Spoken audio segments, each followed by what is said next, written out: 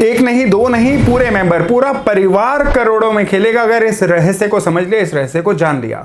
और ये रहस्य भी नहीं है, ये एस्ट्रोलॉजी के बेसिक रूल्स हैं जिनको नॉर्मली कोई फॉलो नहीं करता है।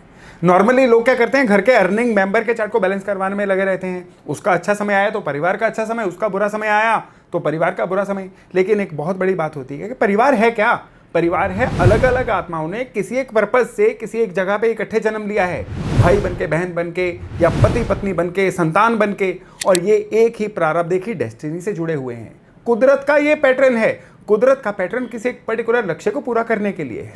उस पैटर्न को समझ लिया जाए, कुदरत के काम करने के तरीके को समझ लिया जाए, और पूरे परिवार को इस रहस्य को समझा दिया जाए कि किस तरह से पूरे परिवार के सितारे, पूरे परिवार के धन के सितारे को एक्टिवेट करके रखा जाए, तो एक मेंबर का बुरा समय आएगा ना, दूसरा उसको कंपनसेट करेगा।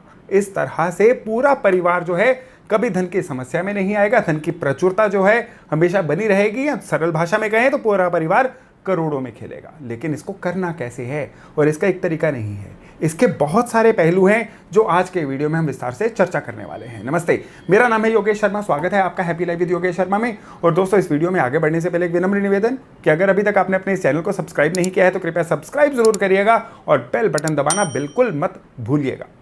एक जो फैमिली यूनिट है ना, उसमें नॉर्मली क्या स्ट्रक्चर होता है, घर में एक या दो मेंबर कमा रहे होते हैं और घर के बच्चे होते हैं, घर के सीनियर मेंबर्स होते हैं। लेकिन एक बात सभी में कॉमन है कि सभी की जन्म कुंडलियों में धन का सितारा कहीं ना कहीं तो बैठा हुआ है। उसको किस तरह से एक्टिवेट करना है, उसको समझने के लिए पहले आपको प्लैनेट्स जो है ना, उसमें समझना होगा कि कौन से ऐसे दो प्लैनेट्स हैं जो हमेशा मनी मैटर्स को कंट्रोल करते हैं। शुक्र नहीं है इसमें, राहु भी नहीं है। सबसे पहले एक प्लैनेट है जो मनी मैटर्स के देवता हैं, वो है बृहस्पति। बृहस्पति को किस्मत कनेक्शन बोला जाता है, बृहस्पति को प्रचुरता बोला जाता है, अबंडेंस बोला जाता है। बृहस्पति से ही तो जीवन में धन के रास्ते कभी रुकेंगे नहीं। तो घर के सारे मेंबर्स के बर्थ चार्ट के जो जुपिटर है ना, इनको हमेशा सही रखना है। अब कॉमन तरीका क्या है जुपिटर को सही रखने का? सबसे कॉमन तरीका है कि घर में एक बार पंडित जी को बुला के कोई धार्मिक अनुष्ठान जरूर करवाना चाहिए। दूसरा तरीका है, सारे फैमिली मेंबर साल में कम से कम एक बार किसी सिद्ध तीर्थ स्थान की यात्रा जरूर करें। वहां की ऊर्जा जब घर लेके आएंगे ना, तो सारे परिवार का जो जुपिटर है ये 100% सही होगा। और जुपिटर जब सही होता है ना, तो तब आपको एक की जगह अनेक धन कमाने के रास्ते मिलते हैं। कभी धन रुकता नहीं है, और आप जितना डिजर्व करते हैं ना, उससे ज्यादा ही धन आपके जीवन में आता है।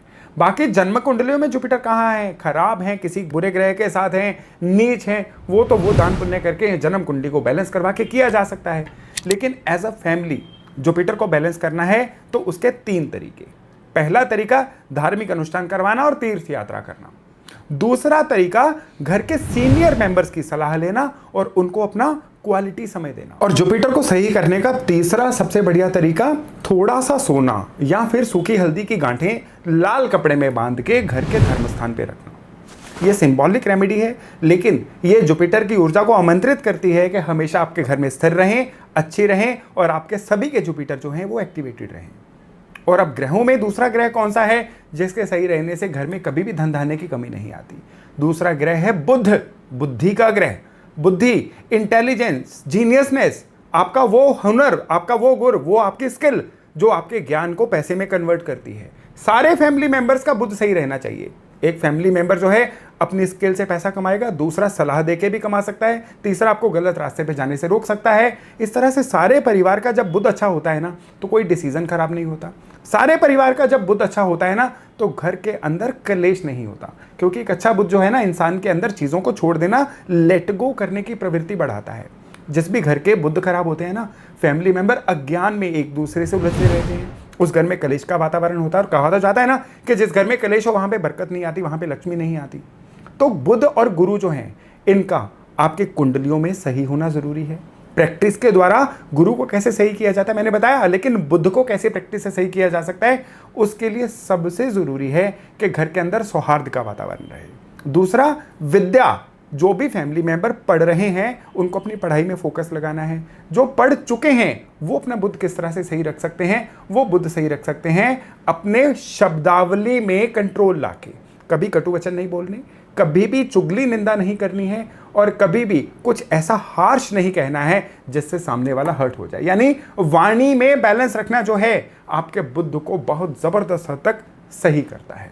बुद्ध को और सही करना है तो आपका वो फैमिली मेंबर देखिए जो बिल्कुल जिसके अंदर बुद्ध का एलिमेंट वीक है, यानी वो उनकी ग्रेस्पिंग पावर नहीं है, या फिर उनको चीजें जो हैं वो याद नहीं रहती हैं, या वो बहुत कड़वे वचन बोलते हैं, बात बात पे लड़ने को आते हैं। कांसे के बर्तन में उनको भोजन करवाइए, बुद्ध जो हैं सही हो जाएंगे। तो गुरु और बुद्ध जो हैं वो प्लैनेट्स हैं जो पूरे परिवार के बैलेंस होने चाहिए। अब इसके बाद बारी आती है फाइनेंशियल डिसीजंस। फाइनेंशियल डिसीजन किस तरह से? परिवार में आपके कोई एक दो मेंबर ऐसे हो सकते हैं जो शेयर बाजार में अच्छा कुछ करना चाह रहे हो, या जिनको शौक हो शेयर बाजार के थ्रू कुछ ना कुछ अच्छा करने का। तो यहां पे मुहूर्त का ध्यान रखना बड़ा जरूरी है। न्यूज़पेपर आता है, पंचांग आती है जिसमें रोज का शुभ चौघड़िया लिखा होता है। आपको उसके अनुसार जो है अपने अच्छे फाइनेंशियल डिसीजन को लेना है। कोई भी इन्वेस्टमेंट या कोई भी फाइनेंशियल डिसीजन अगर आप थर्सडे वाले दिन लेते हैं वो हमेशा आपके लिए शुभ रहेगा। और आपको स्पेशली कोई भी बड़ा फाइनेंशियल डिसीजन जो है वो चतुर्थी को, नवमी को और चतुर्दशी को, ल्यूनर कैलेंडर जो होता है या जिसको हम वैदिक कैलेंडर या हिंदू कैलेंडर बोलते हैं, उसकी चतुर्थी तिथि, नवमी तिथि और चतुर्दशी तिथि रिक्ता तिथियां कहलाती हैं। इन तिथियों में कोई बड़ा फाइनेंशियल डिसीजन नहीं लेना है। इससे आपका पैसे का लॉस होने के जो रास्ते हैं ना वो मिनिमाइज हो जाएंगे। और इसके अलावा आपको विशेष तौर पे ध्यान रखना है कि कई बार क्या होता है, काम करने के लिए कोई कर्जा लेना पड़ जाता है, कोई कंज्यूमर ड्यूरेबल लेने के लिए कर्जा लेना पड़ जाता है। तो उस केस में मंगलवार को कभी भी कर्जा नहीं लेना है। मंगलवार को लिया गया कर्जा कभी चुकता नहीं होता है, लंबा चला जाता है। मंगलवार को कर्जा चुकाइए, लेना पड़ जाए तो वो कर्जा बुधवार को लीजिए। बुधवार को लिया कर्जा जो है बहुत जल्दी चुकता होता है। ये थंब रूल है, इसको अप्लाई करेंगे ना तो जीवन में कभी भी कर्जा लंबे समय तक नहीं चलेगा। कर्जा सौभाग्यदायक रहेगा, आपकी जरूरतें पूरी करके वो कर्जा उतर भी जाएगा। इसके अलावा घर के पूजा पाठ में कुछ विशेष मंत्र हैं जिनको चैंटिंग करना जो है आपकी लाइफ में निरंतर रहना चाहिए। इसमें एक मंत्र है ओम श्रीम महालक्ष्माय नमः। महालक्ष्मी के आपको ऑनलाइन कई मंत्र मिल जाएंगे जो आपके उच्चारण के साथ मैच करते हो। सुन सुन के जिन भी महालक्ष्मी मंत्रों का आप उच्चारण कर सकते हैं उनमें से कोई एक मंत्र लीजिए। रोजाना आपने कमलकट्टे की एक माला उस मंत्र की जरूर करनी है। महालक्ष्मी के मंत्रों का उच्चारण केवल दीपावली तक सीमित मत रखिए। इसके अलावा भगवान गणपति का जो सौभाग्य मंत्र है यह भी आप ऑनलाइन डाउनलोड करिए, उसको सुनिए, फिर उसको पढ़ना शुरू करिए।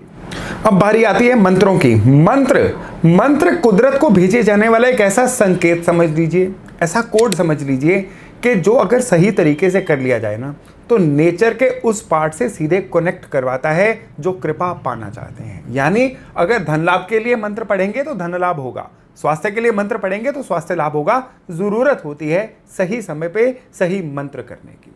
तो एक मंत्र जो रोजाना किया जा सकता है वो मंत्र कौन सा है? भगवान गणपति जी का सौभाग्य मंत्र। इसको आप ऑनलाइन बड़ी आसानी से डाउनलोड कर सकते हैं। इसका उच्चारण कैसे करना है ये भी आप ऑनलाइन बड़ी आसानी से सीख सकते हैं। कौन सा है ये मंत्र? ये मंत्र है ओम श्रीम गण सौभाग्य गणपतये वरवर्ध सर्वजन में वशमानय नमः। ये मंत्र रोजाना सारे फैमिली मेंबर अगर 11-11 बार भी बोलना शुरू कर देना तो भगवान गणपति की पूरे परिवार पे असीम कृपा होनी शुरू हो जाती है। इसके अलावा महालक्ष्मी का मंत्र, महालक्ष्मी के कई मंत्र हैं। आप इनमें से ऑनलाइन कई मंत्र महालक्ष्मी के हैं जो आपको सूट करता है बोलने में, उसको बोल सकते हैं। ओम श्रीम ईम श्रीम कमले कमलालय प्रसीद प्रसीद श्रीम ह्रीम श्रीम ओम महालक्ष्माय नमः। इस मंत्र का रोज 108 बार कमलगट्टे की माला पे जप करना शुरू करिए। सारा परिवार करे तो और बढ़िया। इसके अलावा अमावस की रात को भगवान कुबेर की आराधना जरूर करिए। भगवान कुबेर जो हैं ये देवताओं के खजांची हैं। महालक्ष्मी की कोई भी कृपा हो भगवान कुबेर के मर्जी के बिना नहीं आती है। तो भगवान कुबेर का कौन सा मंत्र है जो उनकी डायरेक्ट कृपा को आपके साथ जोड़ता है?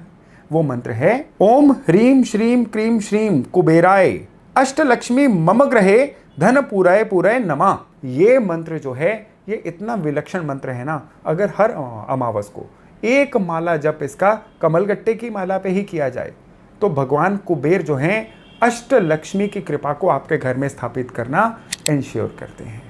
खाली यही नहीं, अब घर की बात चली है ना तो घर के वास्तु में आपको कुछ ना कुछ तो चेंज लाने होंगे अगर आप चाहते हैं कि आपका परिवार करोड़ों में खेले। वास्तु में किस तरह के चेंज लाए जा सकते हैं? आपके घर में अलग अलग जोन हैं।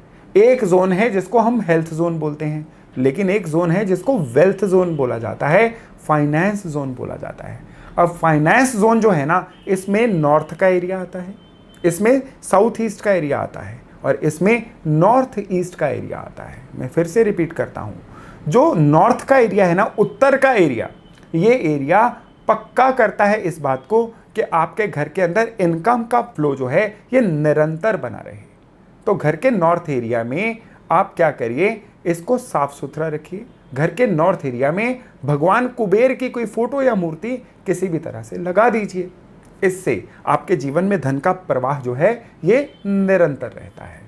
साउथ ईस्ट, जिसको अग्निकोण या दक्षिण पूर्व भी बोला जाता है, ये इंश्योर करता है कि रोज की जो आई चलाई है उसमें किसी तरह की बाधा ना आए। ये ना हो कि आपके नाम पे प्रॉपर्टीज हैं लेकिन जेबें खाली हैं, ऐसा भी ना हो। साउथ ईस्ट का बैलेंस होना आपके धन के प्रवाह के लिए बहुत ज़्यादा ज़रूरी है। साउथ ईस्ट में कोई रूम फ्रेशनर या परफ्यूम ज़रूर रखिए। हो सके तो साउथ ईस्ट में एक 0 वाट का लाल बल्ब ही चला दीजिए। आपके घर के अंदर के जो वेल्थ जोन है ना, ये बहुत अच्छे से एक्टिवेट होना शुरू हो जाएगा। और फिर बारी आती है नॉर्थ ईस्ट की। नॉर्थ ईस्ट का डायरेक्टली पैसे से संबंध नहीं है, लेकिन इसके बिना पैसा आता भी नहीं है, क्योंकि आपके सोच की क्लैरिटी, आप फैसले कैसे लेते हैं, मुसीबत में फंसने पे उस मुसीबत से निकलना कैसे है, क्या करें जिससे मुसीबत आए ही ना, ये सही सारी चीजें जो है ना आपके घर के नॉर्थ ईस्ट के द्वारा आती हैं। नॉर्थ ईस्ट में किचन होगी, नॉर्थ ईस्ट में टॉयलेट होगा, तो कभी भी फैसले सही हो ही नहीं सकते। इंसान जानबूझ के गलत रास्ते पे चलता है और फिर धन के नुकसान करवाता है। तो ये जो 3 जोन है ना, ये मिलके एक त्रिकोण बनाते हैं जिसको आपके घर का वेल्थ जोन बोला जाता है, फाइनेंशियल जोन बोला जाता है। इसको सही रखेंगे ना तो आपके घर के अंदर की प्रचुरता जो है ये हमेशा आती रहेगी। एक और रूल है, वो है कि आपके घर का जो मुख्य द्वार है वो ऑलमोस्ट सारी फैमिली के अकॉर्डिंग ही होना चाहिए। अब सारी फैमिली के चार्ट अलग अलग हैं, किसी को साउथ फेसिंग मना है और किसी को साउथ फेसिंग अलाउड है। तो किस तरह से करें, आपके पूरी फैमिली के जो बर्थ चार्ट है ना, उसके अकॉर्डिंग आपके मेन गेट को अलाइन किया जा सकता है। यूं तो ये वास्तु विजिट का एक विषय रहता है, लेकिन फिर भी एक फ्लैट इसका रूल है कि गोल्डन कलर के स्वस्तिक जो हैं मुख्य द्वार पे लगा दिए जाएं। तो आपका जो मुख्य द्वार है, इसकी जो भी ऊर्जा होती है ये आपके परिवार की फेवर करना शुरू करती है। इसके अलावा जो मुख्य घर की गृहिणी होती हैं वो घर के सेंटर प्लेस पे दूध और केसर का छींटा देती रहें और मुख्य द्वार पे रोज सवेरे जल की 2-4 बूंदें दाएं बाएं छिड़कती रहें। तो इससे भी आपके घर के मुख्य द्वार की जो ऊर्जा अगर नेगेटिव भी होगी ना, वो पॉजिटिव में कन्वर्ट होना शुरू हो जाती है। और ये कहने की ज़रूरत नहीं है कि टॉयलेट्स के दरवाजे हमेशा बंद रहें, घर के अंदर साफ सफाई रहे और घर की ये दीवारें जो हैं उन पे भी पूरी तरह से कभी ना कलर हो ना वहाँ पे सीलन हो। इस तरह की चीज़ें नहीं होनी चाहिए। ये घर के अंदर की बरकत को ख़त्म करती हैं, धन के फ्लो को ख़त्म करती हैं। खाली यही नहीं, इसके अलावा कुछ मुख्य चीज़ें हैं जो आपके घर के अंदर धन के फ्लो को पूरी तरह से इंश्योर करती हैं। कौन सी हैं वो चीज़ें? वो हैं कि आपके जो शीशे हैं घर में वो कभी भी साउथ वेस्ट या साउथ वेस्ट से साउथ के बीच में नहीं होने चाहिए। यहाँ पे बड़े बड़े शीशे लगाना जो है ये धन की कमी बताते हैं। आपकी जो सेफ है वो भी किसी गलत जोन में नहीं होनी चाहिए, क्योंकि जहाँ पे धन या चेकबुक पासबुक रखनी है ना, वो जगह गलत होगी ना तो धन की बरकत कभी नहीं आ सकती। और तीसरी और सबसे इंपॉर्टेंट चीज़, आपके घर का जो अग्नि स्थान है ये नेगेटिव जगह पे नहीं होना चाहिए। आपके घर की अग्नि जो है ना, ये घर के अंदर धन लेके आती है। ये जल की दिशा में होगी या गलत दिशा में होगी ना, तो आपके घर के अंदर धन जो है सीजनल आएगा, लेकिन ज़्यादातर धन का कलेश ही बना रहेगा। तो दोस्तों, इस तरह से हमने देखा कि किस तरह से गुरु बुध को सही करके, किस तरह से तीर्थ यात्रा करके, किस तरह से अपने बुद्ध को अपने प्रैक्टिस के द्वारा सही करके, अपनी वाणी के द्वारा सही करके, घर के वेल्थ जोन को सही करके या मंत्रोच्चारण करके हम एक ऐसा माहौल क्रिएट कर सकते हैं जिसमें किसी एक का खराब टाइम किसी एक के अच्छे टाइम से कंपनसेट हो जाएगा। महालक्ष्मी की कृपा हमेशा घर पे बनी रहेगी और सारा परिवार करोड़ों में खेलेगा। तो मैं आशा करता हूं कि ये जानकारी आपके लिए बहुत ही लाभदायक रहने वाली है। तो चलिए, आज की जानकारी यहीं तक। बहुत जल्द मिलते हैं नए टॉपिक, नए विषय के साथ। अपना खूब ध्यान रखिएगा। नमस्ते।